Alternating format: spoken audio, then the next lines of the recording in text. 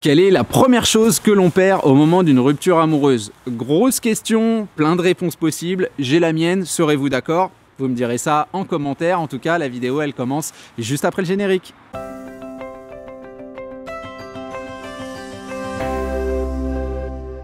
Salut à vous, c'est Jean-Baptiste de jbmarcy.com, ravi de vous retrouver aujourd'hui, comme tous les jeudis, pour continuer nos réflexions autour de votre reconquête amoureuse.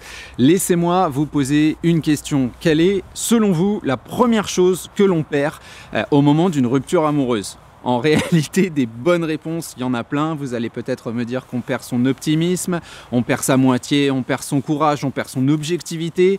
Tout ça n'est pas complètement faux, mais je voulais revenir sur une autre réalité, le fait qu'on perde sa légitimité. Véritablement, au moment d'une rupture amoureuse, il va y avoir un questionnement autour de votre positionnement, autour de ce que vous avez le droit de faire, ce que vous n'avez plus le droit de faire, et l'élan qui va motiver un petit peu ces actions. Parce que forcément, vous savez que vous n'êtes plus avec la personne face à vous, vous vous demandez si vous avez le droit de communiquer, le droit de proposer des sorties, vous savez qu'on va vous opposer justement un droit de veto à tout ça, à savoir le pacte, en vous disant que c'est peut-être pas une bonne idée, que votre communication est étrange, etc., etc., etc.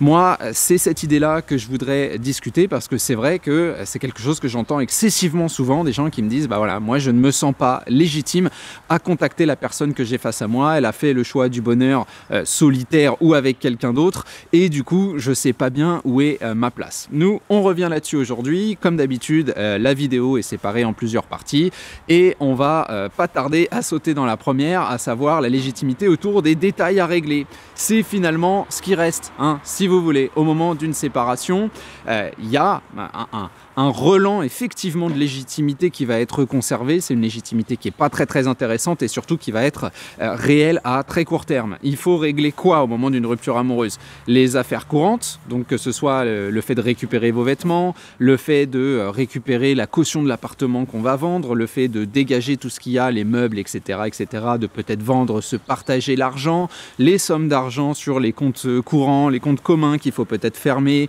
où on vous avait avancé de l'argent, où vous devez des loyers ou je ne sais quoi. Tous ces détails-là vont être présents. Les détails familiaux également, si par exemple on a des enfants, l'organisation du droit de garde, les pensions alimentaires, les croquettes du chat, que sais-je, ce genre de choses. Et puis tout ce qui va être administratif, hein, signer la fin du Pacs, enfin voilà, ce genre de détails, le divorce, etc., etc. Ce genre de choses qui sont pas forcément super agréables, ne nous leurrons pas, qui vont pas du tout faire avancer la reconquête amoureuse. Des situations où souvent, on va être soit en demande, soit on va nous poser des questions qui sont excessivement symboliques. Est-ce que tu peux revenir récupérer ton dernier carton? Ce qui est symbolique, c'est pas la question, c'est finalement le mouvement. On va venir retirer jusqu'à la preuve de son existence dans un lieu qui nous a vu être ensemble, s'aimer, partager énormément de choses. Et puis aujourd'hui, il y en a un des deux qui part, voire les deux doivent partir de ce lieu qui est donc, entre guillemets, banni, qui n'existe que dans nos souvenirs. Donc on sait que, sentimentalement parlant, ça va créer énormément de nostalgie, ça va pas être des situations où la légèreté, le sourire, le dynamisme vont être réellement présents. Donc on est dans quelque chose d'excessivement difficile. Vous allez me dire, ça vous donne la possibilité de communiquer et c'est même un bon point pour commencer à le faire avec le sourire, mais on va pas être dans quelque chose d'extrêmement connivant, quelque chose d'extrêmement dynamique. Donc on sent que ce point-là, assez rapidement, va tomber à l'eau. Alors vous allez me dire, si on a des enfants, on va pouvoir continuer à échanger autour des enfants. Bien évidemment, ce sera possible et on peut là aussi le faire avec le sourire. Maintenant, ne nous leurrons pas, une reconquête amoureuse, c'est pas maman qui a réussi à se remettre avec papa ou papa qui a réussi à se remettre avec maman, c'est l'homme et la femme qui doivent réussir quelque part à se reséduire, à trouver un terrain d'entente, une connivence entre eux et pas uniquement à travers nos chères petites têtes blondes. Donc les détails à régler, certes c'est une forme de légitimité qui continue à exister après la rupture amoureuse, mais qui très rapidement va sombrer soit dans l'oubli, soit dans quelque chose de pas très intéressant. La deuxième idée, c'est le fait que justement, on va tomber dans un encroûtement de l'échange. Ce que j'entends par là, c'est qu'une fois que les détails sont réglés, on ne va pas pouvoir toutes les semaines, tous les 3 jours, reparler de la pension alimentaire, des cartables, etc., en apportant donc cette connivence dont je parlais. Donc il va nous rester la deuxième solution qu'on pense légitime et qui va s'essouffler très naturellement, qui est la prise de nouvelles. La prise des nouvelles en mode « coucou, comment tu vas ?» ou « joyeux anniversaire » ou « joyeux anniversaire à ta tante », quoi. Très clairement, bonne fête, ce genre de choses. Ça reste environnemental, ça reste très peu intéressant parce que la plupart du temps, on sait très bien de la part de votre ex que c'est une sorte d'approche, que vous allez vouloir demander quelque chose. Le problème, c'est que vous n'avez pas une légitimité plus ample, plus large que ça. Donc la plupart du temps, c'est coucou, comment ça va? J'espère que tu as passé une bonne journée, que tu as eu ton diplôme, que tu as eu machin. Oui, merci, bisous, à plus. Dans le meilleur des cas où on est positif. Sinon, c'est qu'est-ce que ça peut te foutre? Est-ce que tu es de la police, quoi, tu vois? Donc très rapidement, là aussi, on voit que la prise de nouvelles, c'est quelque chose qui va tomber à l'eau. L'exemple qui me vient en tête, c'est quelque chose qui m'est arrivé. J'avais 19 ans, une copine en Écosse qui a eu un cancer qui me largue, tout simplement, après sa chimio. Et je savais absolument pas de quoi lui parler. Le système crise était quelque chose de très, très, très éloigné de mes réflexions à l'époque. Et vraiment, ça a été le genre de lettre que je ne recommande absolument pas, qui a eu strictement aucun effet. Et puis après, c'était un message de temps en temps, notamment le jour de son anniversaire. Et ça donnait un merci. Et voilà. Donc on sait très bien que ça va faire également plouf, que ce n'est absolument pas suffisant, que c'est pas grand chose. Alors bien évidemment, ça ne veut pas dire que dans le système crise, on doit s'empêcher de souhaiter l'anniversaire à l'autre ou ce genre de choses, mais très rapidement, la prise de nouvelles et le fait de donner des nouvelles, ça s'essouffle. Et puis en plus, ça peut aussi passer sous l'angle de peut-être pas la manipulation, mais au moins la démonstration. Je vois des gens qui vont expliquer tout ce qu'ils ont fait. Ah, tu sais pas, j'ai réussi à faire ci, j'ai réussi à faire ça, gna gna gna gna gna. La légitimité est questionnable là aussi parce que votre ex peut toujours se dire « Ok, mais pourquoi tu me partages ça? Je suis content pour toi, mais quelque part, c'est pas que je m'en fous parce que je te déteste pas forcément, mais ça m'apporte rien à moi. » Il faut pas oublier que la logique communicationnelle, comme dans toute logique relationnelle humaine, elle doit se baser, si on est totalement objectif, sur une forme d'égoïsme. Si on n'apporte absolument rien à la personne qu'on a face à nous, il y a beaucoup moins de chances que cette personne continue d'échanger avec nous, viennent prendre des nouvelles, etc., etc. On peut peut-être le faire au début parce qu'on veut montrer qu'on n'est pas le grand méchant loup, qu'on n'est pas dans la détestation et ce genre de choses, mais très rapidement, les messages coucou, comment ça va, et puis raconter que vous avez eu, vous, justement, votre diplôme, votre nouvel appart et que vous l'avez redécoré, ça va être un petit peu pas forcément ultra intéressant pour la personne que vous avez face à vous. Donc on voit que les premières idées de légitimité qui sont les détails à régler et la prise de nouvelles sont bien présents, mais au fur et à mesure du temps vont complètement diminuer. Si je reprends l'exemple de la communication avec cette fameuse écossaise, j'ai fait quoi? J'ai fait 2-3 anniversaires et puis après ça m'a saoulé parce que un jour elle a oublié le mien, donc je me suis dit gna gna gna, je vais pas lui envoyer pour le sien, et depuis on n'a plus de contact, et ça fait quand j'avais 18 ans, j'en ai 37, donc ça va faire 20 ans, voilà.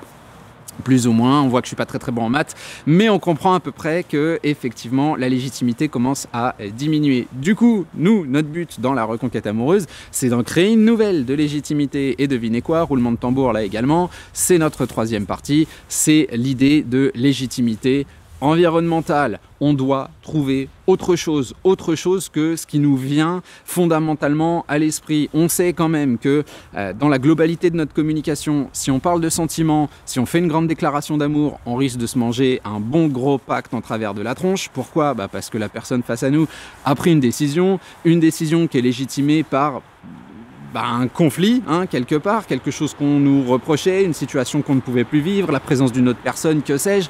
Donc une grande déclaration d'amour, ça fait pas revenir la personne en courant vers vous, ça on le sait bien, sinon vous seriez en couple depuis longtemps, puisque j'imagine que vous l'avez fait après votre rupture amoureuse.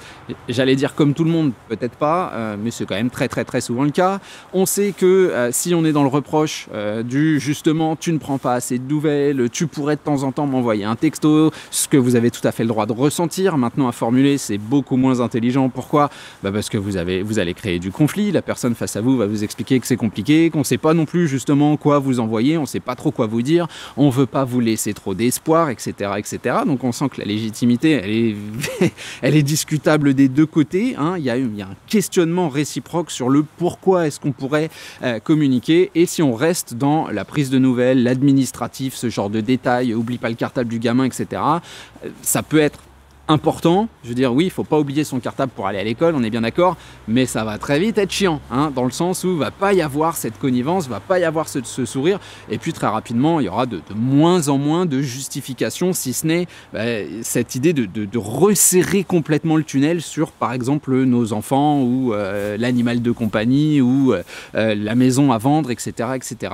C'est des détails qui sont, encore une fois, bien présents, mais qui vont être beaucoup plus difficiles à entretenir avec ce sourire. Du coup, il nous en reste une seule idée pour créer véritablement une communication qui donne quelque chose à la personne que vous avez face à vous. Et cette légitimité, c'est effectivement la légitimité environnementale. Parce que quand on est dans le système crise, quand on est dans la mise en relief de la connivence du sourire à travers des éléments environnementaux, c'est beaucoup plus difficile pour l'environnement de votre ex de remettre en cause ce que vous êtes en train de faire, parce que justement c'est très spontané, c'est quelque chose, on va pas se mentir, si je parle d'aération des timings, qu'on veut pas non plus faire toutes les semaines, tout va dépendre des relations qu'on a, hein. Je vois aussi des communications avec des gens qui communiquent tous les jours avec leur ex et ça se passe extrêmement bien, mais la logique d'une rupture amoureuse reste une logique conflictuelle, donc la plupart du temps, le système crise, comme je l'imagine, entre guillemets, dans l'idéal, dans la relation, dans la rupture lambda, c'est quelque chose dont les timings vont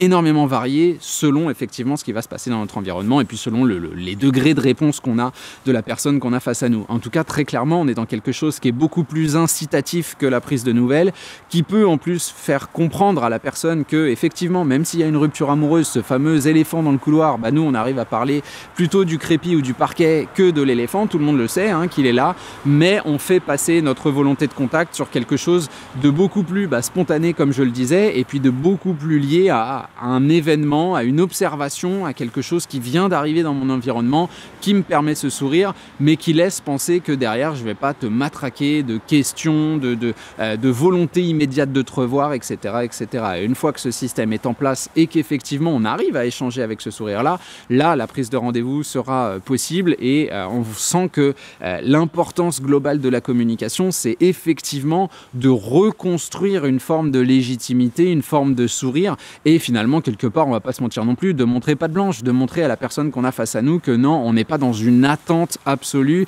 ni de réponse, ni de promesse, ni de quoi que ce soit. C'est pour cela qu'à mon sens, l'environnement est la seule et la plus grande des légitimités qu'on puisse mettre en place après une rupture amoureuse. C'est la seule qui est véritablement vivante, qui est véritablement excusable, pardon, j'en perds mes mots, mais c'est elle qui va donner finalement du corps et du cœur à ce que vous pouvez proposer en termes d'image et en termes de dynamisme. Donc oui, à mon sens, la première chose qu'on perd dans une rupture amoureuse, c'est sa légitimité. Heureusement, il existe une solution pour la remettre en place à travers effectivement les occurrences environnementales. Voilà pour ce petit point du jour. On se retrouve la semaine prochaine comme d'habitude pour un prochain contenu. D'ici là, vous pouvez continuer à soutenir la chaîne, vous pouvez vous abonner et vous pouvez cliquer sur les nombreux liens sous cette vidéo qui vous permettent de continuer le travail directement avec moi. Allez, je vous abandonne là et on se retrouve jeudi prochain à 17 h pour une prochaine vidéo.